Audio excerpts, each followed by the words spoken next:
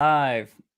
Okay, in today's episode of Systemizing Success, I'm going to be talking about one of those apps I really could not live without. This is Grammarly, or Grammarly Pro more specifically. And if you've never heard of it, I'm going to tell you in a minute what it's all about. If you have heard of it and you're not using it, then after this episode, hopefully you'll actually take another look at it and actually consider adding it to your suite of apps that you also cannot live without. Now, for those that have no idea what it is, Grammarly is an awesome copywriting assistant tool. It's not AI. Well, it probably is a bit AI, but it's more about just making your own writing as good as it possibly can be with as little effort as possible. So that's what we're going to go into today, and I'll see you there. Okay, so Grammarly Pro. Why am I talking about this today? Well, I suffer from dyslexia, and so I have a keen interest in finding good apps that help me with my spelling and grammar, because it's not something that I find easy. It's not something that comes naturally to me. So I need all the help I can get. However, that doesn't mean to say that tools like Grammarly aren't useful for absolutely everybody. Now, Grammarly is an app that sits on top of all your other apps and software and browsers, etc., and basically watches everything you're writing. Now, that may sound a little bit spooky, but actually what it means is that you've got a copywriting assistant or a proofreader literally leaning over your shoulder and watching what you're writing. It means that you can get your grammar, your punctuation, your spelling.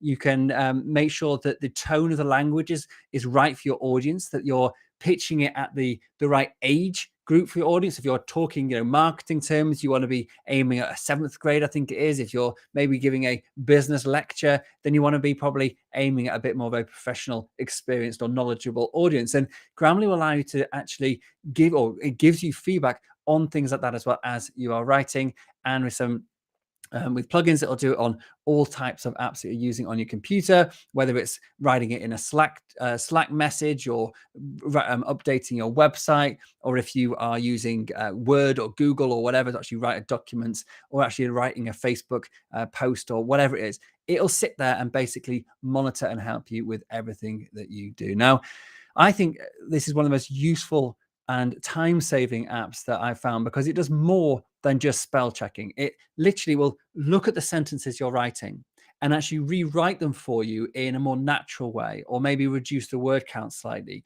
or it'll change it to be more conversational if that's what you've put the settings to. So you sort of choose the tone, the style of your writing that you're doing at that particular time. And then Grammarly app will then, the Pro version, will then actually help guide you on making sure you're not using the wrong type of language, or maybe not too long words, or too simple words, or too many colloquial phrases if you're trying to write a business article, for example. So it's super clever the way it can basically help you and adjust your writing style depending on the audience that you've selected that you are sending whatever it is you're sending out to.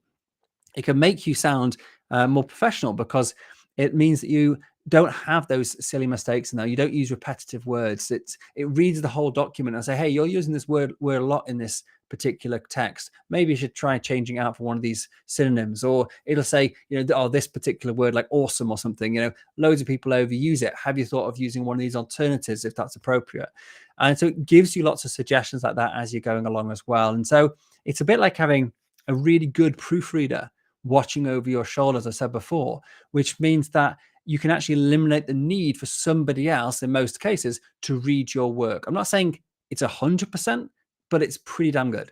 And in most cases, if you're writing, especially if you're writing sort of social media stuff or just emails and things, what you get at the end is definitely good enough. You don't need anybody else to overlook, to read something over. And coming from someone with dyslexia who finds it very difficult to proofread my own work, then this is an absolute game changer, or God save, in many ways. And we also use it a lot with our assistants. So I have a lot of staff, as you may already know, if you've regularly listened to the podcast. A lot of my staff are based in the Philippines. So their English is just brilliant. If you spoke to any of my staff, you'd probably think they came from America.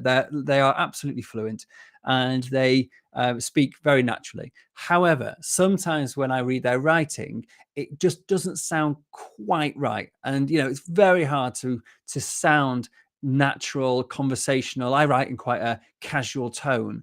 And so I don't want it to be too formal.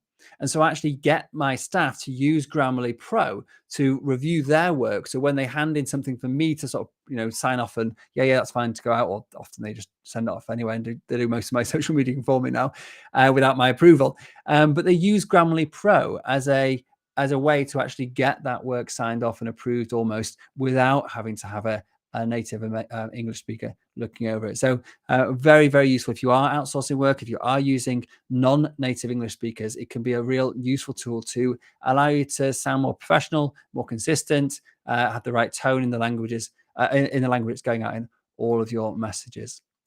So the next thing I want to talk about is really about the how it actually works. And there's two different versions of Grammarly. There may be more, but the two that I'm aware of are the Grammarly Free and the Grammarly Pro. And I pay for the Pro version.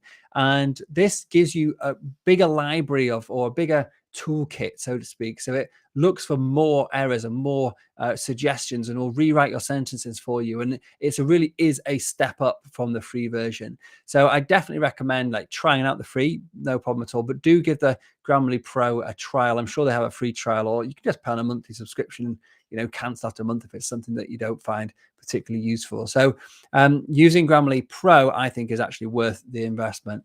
And then how it works is basically you install it on your computer, you have it in your browsers, and it just sits there, and as I said before, and just watches what you're doing. So whether you've got an app open like Slack or Messenger or Sticky Notes or WhatsApp or whatever you're using on your computer, or whether you are on a website filling in a form, or you're using a Google Doc or a Microsoft Doc or an Excel document, it'll just basically read whatever you are writing and then give you suggestions on the fly, so that you make the writing you're doing as good as it possibly can be. And then you can also, there's a button usually you click and it opens up and gives you extra detailed suggestions if you want that extra input. And one thing we use it for is actually part of our recruitment system. So when we're hiring new people, we want people who can write good English. Some roles more so than others. So what Grammarly allows you to do is actually to look at a piece of writing, and it gives it a score out of 100. How good is this in terms of the grammar, the spelling, the punctuation, the tone, the language, all that stuff? And it allows you then grade objectively, or subjective from the Grammarly point of view, I guess, but it gives you a score. How good is this piece of writing? And then what that allows me to do in my recruitment system is to compare like for like. When I ask them to write a short paragraph, and then I put that into, or the team put that into the Grammarly app, and it will allow us to then give a score that we can actually then rate people against each other based on their ability to write English fluently. So it's a really useful tool for when you're doing things like recruitment as well. So we have found by using Grammarly, or I found by using Grammarly, I've definitely upped my game with regards to my the quality of the writing that is produced. I'm not saying it's 100% all the time, but it's damn close as far as I'm concerned. And it allows me to ensure that my writing is more interesting, that I'm using sentences in a way that makes them easily to be understood, pitching the language at the right level for the audience that I'm trying to actually speak to. And it just generally just makes the need for someone else to proofread my writing almost it almost negates the need, I should say. So I find it one of the best apps for 10, 15 pounds or bucks a month, or whatever it costs these days.